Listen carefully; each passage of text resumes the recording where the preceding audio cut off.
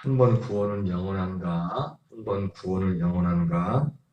15번째 말씀 중에 상실하지 않는 구원 부분 중에서 특별히 상실하지 않는 이 생명 구원을 이뤄가려면 그리스도의 몸된 교회의 지체로 붙어 있어야 됨을 대해서 말씀하고 있습니다. 여러분, 복음이란 것은 기본적으로 물론 우리가 하나님에 대한 어떤 태도의 변화, 하나님을 등지고 있던 인생들이 하나님을 향하고 하나님을 의지하는 그런 면들이 기본적으로 있지만, 그러나 복음이라고 할 때 이 복음적인 핵심은 하나님에 대한 어떤 우리의 태도를 넘어서 당연히 그것은 기본적인 것이고 기본적인 것이 있는 것이지만은, 복음의 핵심은 뭐냐면 우리 존재의 변화입니다.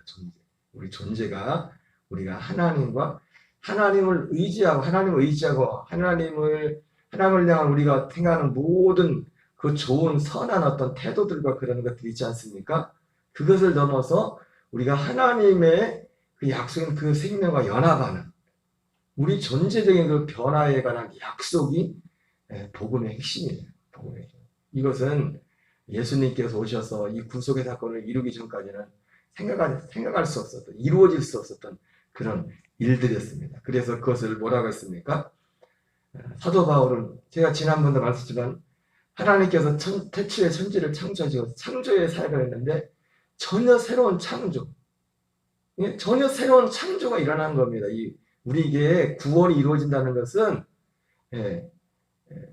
볼 수 없는 거잖아요. 볼 수 있게 임하는 것이 아니지만 전혀 다른 새로운 창조. 근데 그 창조의 특징이 뭐였습니까? 하나님과 우리와의 인간 간의 상호 협력이 있어야 돼요. 상호 협력이 무슨 말씀인지 말씀드렸죠? 하나님이 일방적으로 우리에게 행하실 수 없는 거예요. 왜냐하면 그 아들의 생명과 우리의 생명이 하나가 되는 거기 때문에, 한 생명이 되는 거기 때문에, 그 그리스도의 몸, 우리에게 생명을 주는 그 모든 것을 이루는 것은 다 하나님이 일방적으로, 하나님 스스로 다 예수님이 죽으심과 부활과 승천과 약속대로 오신 약속의 자손인 갈라디아 3장에 나오는 그리스도. 여러분, 약속의 자손은 오직 하나님이 곧 그리스도만의 약속의 자손입니다. 그 약속의 자손인 그리스도를 만나서 그 생명과 한 생명이 되는 이것이 우리가 이 복음의 핵심입니다. 복음의 핵심. 그리고 그 생명으로 살아가는 것. 근데 이 창조는 하나님이 일방적으로 안 된다.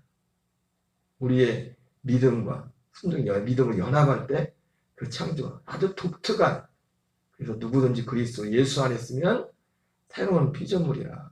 이전 것은 지나갔으니 보라 새 것이 되었도다. 우리가 이 생명을 안에서만이, 이 생명을 살 때만이 죄를 이기고 어둠들을 이길 수가 있는 것입니다. 특별히 오늘 어제 자꾸 까먹는데, 어제도 기도에 대해서 제가 강조를 했지만, 우리 새벽마다 특별히 기도할 때 우리 유정순 집사님, 그리고 우리 교회는 안 했지만 연락을 또 까먹어도 연락도 못 해봤는데, 아마 몇 주 전에 아마 수술을 하셨을 겁니다. 제가 생각이 나서 마침 그때 몇 주 전에 전화했는데 며칠 있다가 유방암이 있으셔가지고. 유정순 집사님 아세요? 여기 옆에 이사가게 전에 사시는 집사님. 알겠어요? 그래가지고 여기에서 기도를 부탁드려요. 안 그래도 눈도 안 보이고 그러시는데. 그래서 마침 수술하기 제가 하루 전인가 이틀 전에 제가 생각나 전화했더만, 저도 몰랐죠. 제가 어떻게 하겠어요. 아프신. 기도를 부탁하십니다. 정성우 집사님 위해서도 특별히 치료와 믿음을 위해서 기도했으면 좋겠습니다. 여러분, 교회의 지체로서 이 생명 구원을 이루어가려면 그리스도의 몸된 교회의 지체로 붙어야 됩니다. 교회는 어떤 교회요? 그리스도의 몸된 교회. 초대교회 때 교회라고 말할 때는 항상 이 그리스도의 몸된 교회라는 것이, 왜냐하면 여러분, 복음이 무엇이냐에 따라서 교회의 모습이 달라지는 겁니다. 교회의 모습. 네, 하나님이 꿈꾸신 교회는 어떤 교회? 그리스도의 몸된 교회.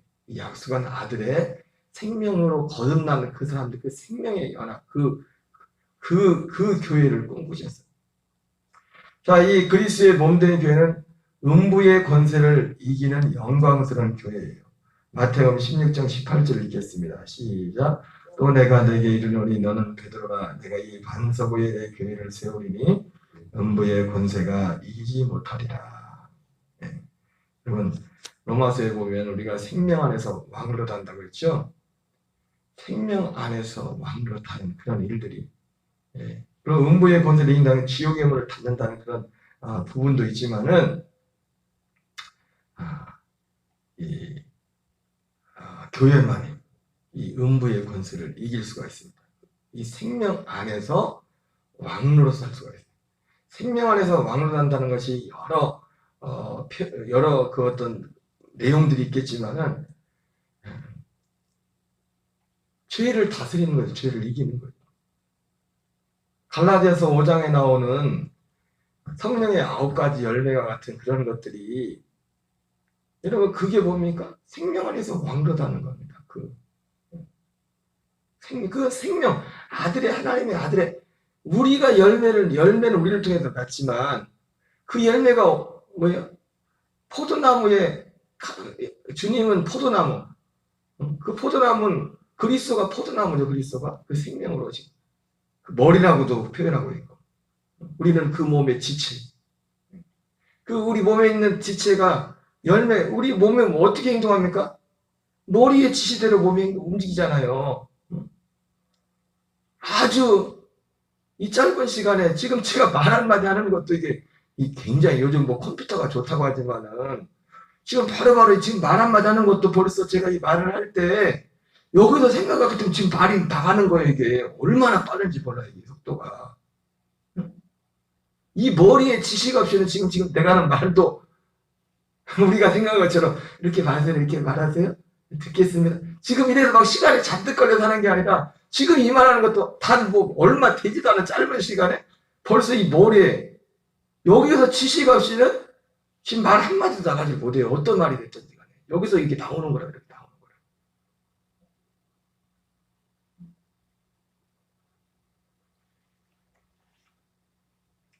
머리 대신 주님이 그리스도가 우리의 머리가 되시고 우리가 그 몸의 지체가 돼요. 그 머리의 지시대로 이게 몸이 움직이고 이게 열매죠 사실은. 열매가 다른 게 아니라 그 여러 가지를 표현할 수 있겠지만 이 머리의 지시대로 나타나는 이것이 열매라고. 그래서 우리는 가지라고 포도나무고 포도나무고 그 요한복음 15장에서는 예수님 자신을 포도나무라고 말하고 그러나 이제 그 포도나무는 뭐가 포도나무라고요? 그리스도가 포도나무 그리스도가 그 생명. 그 생명 안에 붙어 있는 자만 열매를 낸단 말이에요. 그 열매. 하나님 원하시는 열매. 그 대표적인 열매가 성령의 9가지 열매잖아요. 그거는 붙어 있는 가지에게서만 나오는 겁니다. 사람이 비슷하게 흉내 낼 수 있지만은 사람이 흉내낸 거하고 그 생명에서 나오는 건 다르다고요. 저는 2005년도에 이것을 너무나 분명하게 기억했어요. 사람이라는 것이 사람의 생명에서 나오는 그냥 사람하고 하나님의 생명에서 나오는 사람은 질적으로 달라요. 전혀 다른 거예요. 그래서 생명이 능력이란 말이에요. 그 생명 안에 모든 요소가 다 포함되어 있다고요. 여러분 조금씩이지만 배씨하고 그냥 볼 때는 배씨하고 사과씨하고 수만 차도 씨가 비슷한 것처럼 보이지만 전혀 다르죠. 왜? 그 씨 안에 이 사과가 되는 참외가 되는 수박이 되는 모든 DNA가 다 들어있단 말이에요. 이게 생명의 신비고 생명의 능력. 이걸 하나님의 아들의 생명을 그리스도의 생명을 여기에 표현한다는 것이 좀 그렇지만 그러나 어떤 면에서 원리는 똑같은 겁니다. 그 생명이라는 거예요. 아들의 그 생명 안에 마치 수박씨, 참외씨 그 씨 안에 모든 그게 나오는 참외로서의 특성, 참외로서의 맛 모든 열매들이 다 그 씨 안에 이미 들어있는 거 이미 들어있잖아요. 그 안에 이미 그 씨 안에 시간이 걸려서 그게 우리에게 자라가지고 우리가 먹을 뿐이지 원래 모든 요소가 그 씨 안에 다 들어있다. 완벽하게. 우리 한 사람도 이렇게 우리가 처음에 씨에서 지금 이렇게 된 거잖아요. 어머니 아버님이 육신적으로 그 씨를 통해서 얼마나 그 씨 안에 정자와 난자가 맞는 그 순간에 그 안에 지금 유호경이라는 리모컨 그 안에 다 들어있었다. 시간이 좀 걸렸어요. 시간이. 살았는데 10달 동안 어머니 뱃속에서 저 자라야 되고 나와가지고 또 일단 물론 외부적으로 이제는 그때부터는 어떤 환경적인 요소를 따라서 이제는 자라겠죠. 그런 이 육신의 형태, 육신의 어떤 특성들, 우리 부모님이 가진 어떤 특성들, 그런 것들, 육신의 특성들을 다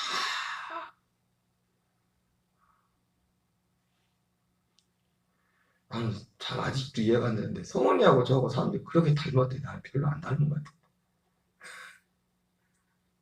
닮았어요. 우리 아들하고 저하고. 저보다 우리 아들이 훨씬 멋지게 생긴 것 같은데. 이 생명이 생명 안에서 이 생명 아들의 그 생명만이 이 음부의 권세를 이기는 겁니다. 왜 교회가 음부의 권세를 이기느냐? 이 생명에 대한 약속을 받고 생명으로 거듭난다는 모임이기 때문에 우리들도 이 생명 안에 있을 때만 마귀를 이길 수가 있어요. 옛사람으로 가면 바로 마귀의 밥이 되는 겁니다. 밥이 되는 겁니다. 내 스스로, 내 노력으로, 율법으로 내 무엇으로 하려고 하면은, 그러니까 우리는 이제 거듭난 사람은 사도 바울이 고백했지 이제는 승리하려면 음부의 권세를 이기려면 어떻게 돼요? 우리의 시각이, 그러니까 우리가 자꾸 이 말씀을 계속 전하는 이유가 뭐냐면 거듭났을지라도 저는 솔직히 2005년도에 이 복음에 대한 걸 좀 알고 경험을 했지만은 그러나 2005년 이후에 물론 지금도 지금도 이제 자라가는 이제 성장하는 과정이지만 저 자신도 내 내적인 상태나 어떤 삶의 어떤 반응하는 그런 것들이 그때하고 조금은 많이 달라졌다고. 이 복음을 다시 전하기 시작한 지 얼마 안 됐지만. 왜? 그게 어떻게 인식하냐에 따라서 우리의 믿음이 달라지는 거예요.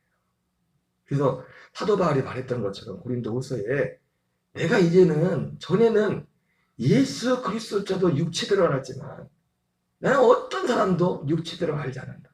그 어떤 사람의 제일 본이 누구라고 했어요? 자기 자신. 이번에도 고목사 모임을 갔는데 내 마음이 안타까운 게 뭐냐면 우리는 여전히 사실은 육신의 연약함을 가지고 있어요. 근데 만나서 모이면 어떤 면에서 겸손한 거죠. 솔직한 건데 힘들고 어려운 거, 연약한 거, 인간 그런 얘기만 하죠. 주로 그런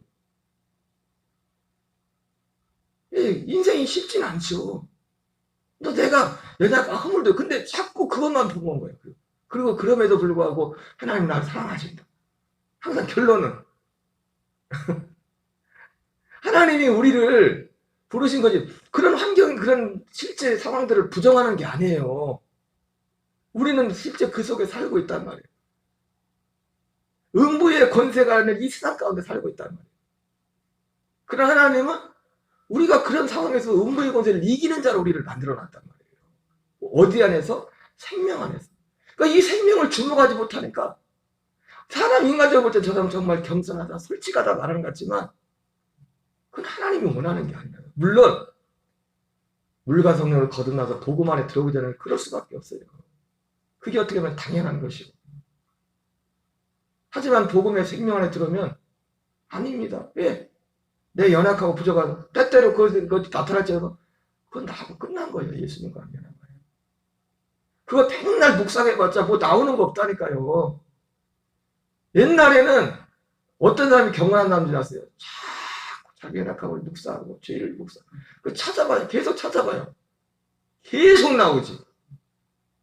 아니 그 끝이 있을 것 같아요. 다 파보기 시작하면 내 속에 더러운 것 옛사람을 계속 파기 시작하면 뭐 끝이 있을 것 같냐고. 물론 순간순간 주님이 그런 부분은 필요합니다. 양파 껍질 밖에 우리 속에 이런 것들이 드러날 때 어떤 면에서 내 개인적인 그런 부분이 있기 때문에 연약한 부분이 있기 때문에 그거를 십자가에 못 박아야 되는 필요를 위해서 그런 것을 깨닫고 아는 것은 필요한 겁니다. 맨날 거기에 붙잖아. 이런 사람. 그럼에도 하나님은 나를 사랑하신다.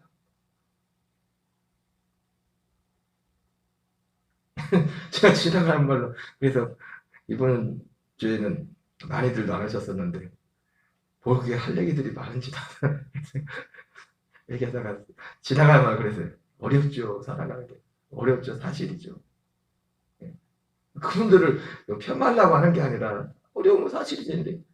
근데 하나님이 그렇게 살라고 우리를 부른 게 아니에요.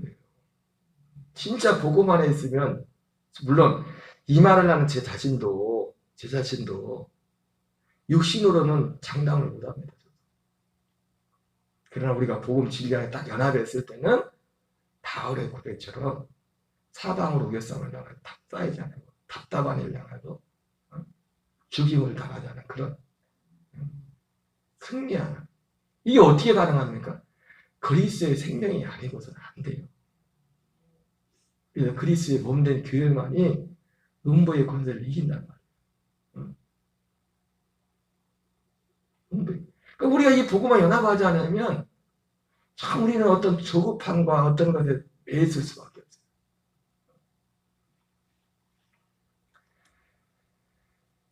하나님은 이 교회를 통해서 음부의 권세를 이기는 영광스러운 교회를 세우셨어요. 근데 이 하나님이 특별히 이 교회를 세워가는 데 있어서 계시록 1장 20절 읽겠습니다. 시작. 내가 본 것은 내 오른손에 7별의 비밀과 또 7 금텟대라. 7별은 7교회의 사자요 7 텟대는 7 교회니라. 하나님이 이 교회 영광스러운 교회를 이뤄가는데 특별히 이 사도 요한이 주님이 보여준 걸 보니까 예수님께서 7 금텟대를 붙잡고 7 별을 붙잡고 7 금텟대 사이를 다니시는 그 모습을 봤어요. 이 7 금텟대는 7, 특별히 소아시아 7 교회를 말했던 거죠. 그 편지를 받는 계시록의 2장 3장에 나와 있는 7 교회를 말하고, 그 7 교회의 7편은 누굽니까? 거기에 세운 단임 목회자들. 하나님이 우리가 이 그리스의 지체에 붙어 있고 누구 자기 머리 못 깎는다고 제가 이런 말 하기 그렇지만은 그냥 어쩔 수 없어요. 하나님 우리가 그리스의 몸된 교회에 지쳐 붙어 있어서 이 음부의 권세를 이기는 이 신앙생활을 하려면은 반드시 그리스의 몸된 교회 지체에 붙어 있어야 되는데, 하나님이 이 그리스의 몸된 교회 지체를 이 몸을 세울 때 누굴 세우냐? 그 교회마다 단임자들을 통해서 그 교회를 세운단 말이에요. 이게 어떻게 보면 하나님이 전도에 미련한 것으로 영혼을 구원하기 기뻐하신댔잖아요. 이 사람 없이도 하나님이 직접 하셔도 될 텐데, 천사를 통해서 해도 될 텐데, 하나님이 우리 다 이해는 할 수 있죠. 하나님이 사람을 세웠단 말이에요.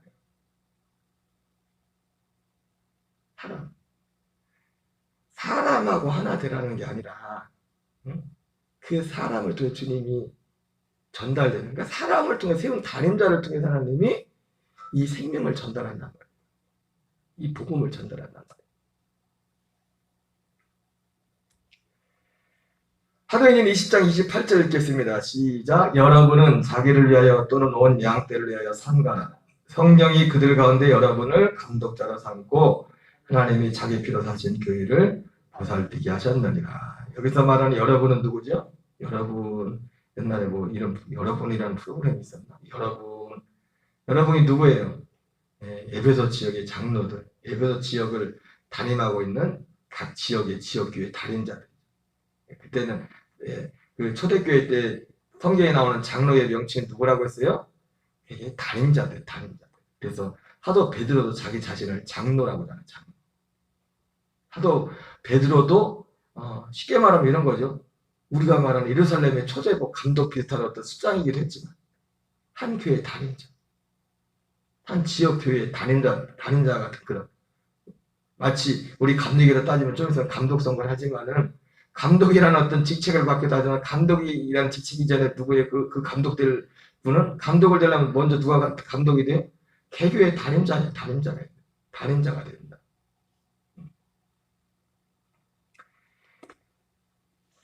성령이 그들 가운데 여러분을 감독자라 삼고 자기 피로 다진 교회를 보살피게 하셨다 말씀하고 있어요. 고린도서 10장 1절 2절입니다. 형제들아 나는 너희가 알지 못하기를 원하지 아니하노니 우리 조상들이 다 구름 아래 있고 바다 가운데로 지나며 모세에게 속하여 다 구름과 바다에서 세례를 받고 200만 명이 되는 그 사람들이 다 응? 구약은 여러분 이 스데반 집사님이 사도행전에서 설교할 때 이 모세에게 출애굽한 이스라엘 백성들의 그 모임을 뭐라고 하냐면 광야 교회라고 합니다. 광야 교회. 교회였어요. 물론 신학적인 의미에서는 온전한 교회가 아니죠. 왜? 이제 하나님이 꿈꾸셨던 교회는 뭐예요? 이 약속이 이루어져야 진짜 교회가 되는 거예요. 그러나 상징적인 의미에서 이것을 교회라고 말해요. 스데반 집사님. 물론 구약에서는 교회란 말을 안 하죠. 이제 스데반 집사님이 설교 가운데 유대인들에게 설교하면서 이 모세를 지도자로 나온 이 이스라엘 백성 출애굽한 백성들을 그 광야 교회에 속해 있었다고 그렇게 말하고 있어요. 어떻게 보면 역사상 가장 컸던 요즘은 뭐 몇만 명 하지만 허수가 많잖아요. 진짜 출석을 해야지. 진짜 재적수가 아니라 출석수가 200만. 출석수가 200만 되는 교회는 지금도 없을 거예요. 그래서 맨날 같이 살잖아. 200만 그 사람들.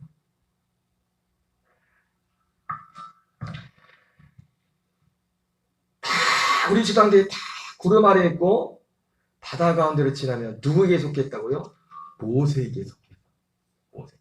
여러분 꼭 이건 원리는 똑같아요. 모세에게 속했다는 게 뭡니까? 모세라는 사람에게 속해 있다는 게 아니라 하나님이 모세를 통해서 이스라엘 백성을 인도했잖아요. 그 지도력, 모세의 지도력과 그 가르친 그 안에 있었다는 겁니다. 여러분 어느 교회를 가든지 진짜 그 교회 하나가 되려면 제일 중요한 게 뭐냐? 그 교회 다닌 자의 전해진 그 말과 하나가 돼. 그러지 않으면 하나가 될 수가 없어요. 그 가서 뭐 아무리 이일절 열심히 말이 한다고 그거는 그냥 헛도는 겁니다. 그냥 겉에. 진짜 제일 중요한 게 뭐냐면 그 목사님이 전하는 게 잘못됐을지라도 그 교회에서 진짜 하나가 되려면 그 사람이 그 단임자가 전하는 그 말씀, 그것에 하나가 돼. 그게 비록 잘못된 전하는 걸지라도 그 교회에서 계속 있으려면 그 교회에서 신앙생활을 하려면은 제일 중요한 게 뭐냐면 단임자를 통해 전해진 그 말씀, 그 복음과 하나가 돼. 다른 건 하나 되는 게 아니라. 그 다음은 자동이지. 내가 그 목사님 전하는 그 말씀 온전히 아멘이 된다면 그 다음은 뭐 그 교회 생활은 그냥 그걸 따라 이렇게 가면 되는 거죠. 더 복잡한 게 없죠. 근데 말씀 따로, 내 생활하는 따로, 목사님 전하는 말씀 따로. 요즘은 그런 교인들이 많대요. 우리 교인들도 그러니까. 다니는 교회 따로, 설교 듣는 목사님 따로. 또 특별히 코로나 지나면서 다 이 영상 예배가 많이 나가다 보니까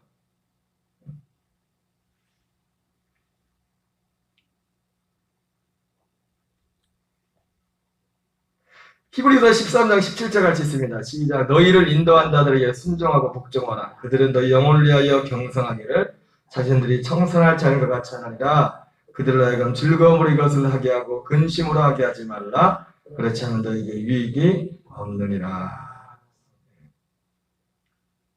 갈라디아 4장 14절 15절입니다. 너희를 시험하는 것이 내 육체에 있으되 이것을 너희가 업신여기지도 아니하며 버리지도 아니하고 오직 나를 하나님의 천사와 같이 또는 그리스도 예수와 같이 영접하였도다. 너희 복이 지금 어디 있느냐? 내가 너희에게 증언하노니 너희가 할 수만 있었더라면 너희의 눈이라도 빼어 나에게 주었으니라. 이것이 갈라디아 교인들의 복이었다는 거죠. 단임자였던 이 그들의 복음을 전해줬던 사도 바울을 대하는 그 태도. 이것이 단지 인간적인 관계 때문에 그런 게 아니라 복음 때문에 그랬던 거죠. 복음 때문에. 그러니까 내가 이 교회는 음부의 권세를 이기는 영광스러운 교회라고 했는데 이 모임도 교회지만 우리 한 사람 한 사람이 교회잖아요. 거기 붙어있는 교회 그 몸의 지체고 포도나무나 포도나무 가지나 같이 포도나무잖아요. 그런 것처럼 따지고 보면 그러려면 우리 지체로서 머리 대신 그리스도에 붙어있다는 증거 중에 하나가 뭐냐면 물론 내가 봤을 때 이상한 교회가 거긴 그럼 나와야 돼. 거기 있으면 안 돼요. 똑같은 사람이 되는 겁니다. 똑같지도 않은데 계속 생각하는데 거기 계속 있는 것도 쉽지도 않고 사실은. 신천지 같으면 오래 있겠지. 데려가려고.